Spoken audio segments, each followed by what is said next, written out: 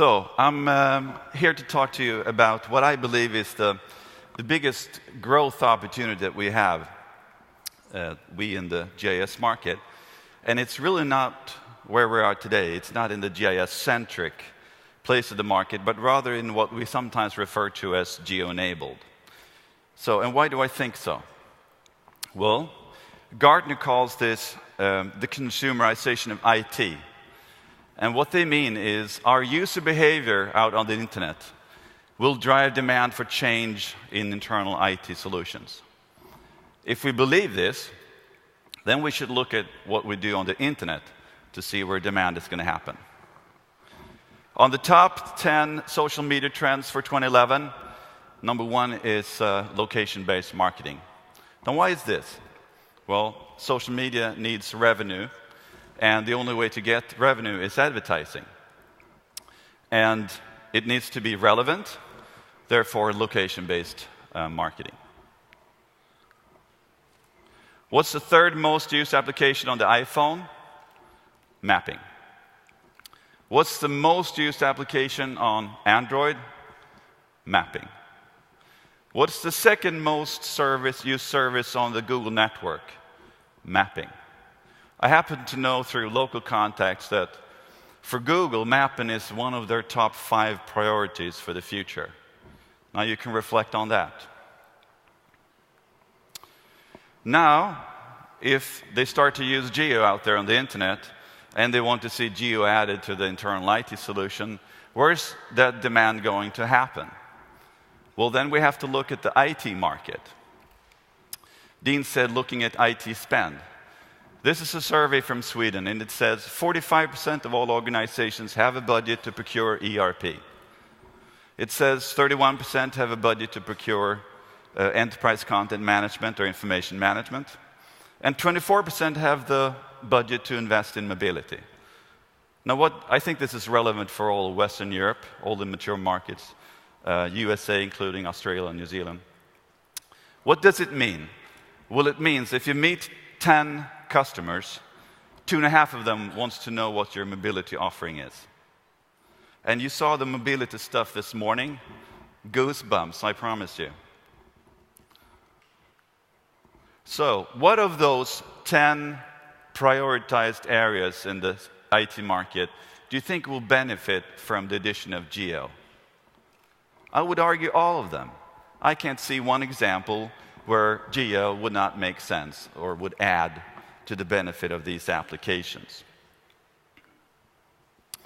So, we're going to go and talk to them about these business solutions and how to add the geo. How can we make ourselves understood? I've been with Esri Sweden since October, and I've understood that we all speak a language called Geesish, or something like that. So I looked at the internet in Sweden. I looked in a website called idg.se. I searched the article database, and for the last few years, actually, I found 13 articles that mentioned the word GIS. I found 66 that mentioned business intelligence and 75 that mentioned customer relationship management. I went to di.se. This is the biggest Swedish daily newspaper. It's our equivalent of the Wall Street Journal. I searched for GIS in their article database. I found 3. I searched for ERP. I found 253 articles. Just for the fun of it, I searched for the text string profit warning, and I found over 2,000 articles last year. I went to knuff.se, which is a site that keeps track on the blogging community in Sweden. I searched for GIS. I found one blog entry, a guy who knew someone who worked in a GIS company. I searched for ERP. I found 6 blogs. Searched for mapping, Google Maps. And just for the fun of it, I searched for fashion, and of course, that's very common in the blogging world. So, are we in the right place? So we know that we have to go and talk to customers about this business solution and how to add that geographical dimension. But are we in the right market segment? Then again, we have to look at IT spend. Where's IT spend at? What verticals spend the most IT money out there? Well, in the Swedish market, manufacturing consumes 21.5% of the total IT market. It's a huge vertical. Retail is 18.4%, and as you see, services is 9.8%. The three top verticals in Sweden, they sum up to 49% of the total IT spend. And we, in the GIS business, we kind of slap them all together and call them commercial.